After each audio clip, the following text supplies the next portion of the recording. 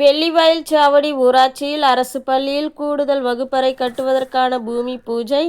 திருவள்ளூர் கிழக்கு மாவட்ட திமுக பொறுப்பாளர் வல்லூர் எம்.எஸ்.கே. ரமேஷ்ராஜ் கலந்து கொண்டு பூமி பூஜையை தொடங்கி வைத்தார்.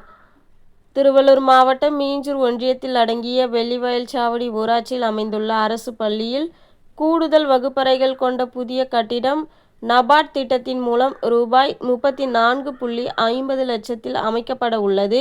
அதற்கான பணி துவங்க பூமி பூஜை பள்ளியின் வளாகத்தில் நடைபெற்றது. இதில் சிறப்பு அழைப்பாளராக திருவள்ளூர் கிழக்கு மாவட்ட திமுக பொறுப்பாளர் வல்லூர் எம்.எஸ்.கே. ரமேஷ்ராஜ் கலந்து கொண்டு பணிகளுக்காக பூமி பூஜை செய்து தொடங்கி வைத்தார்.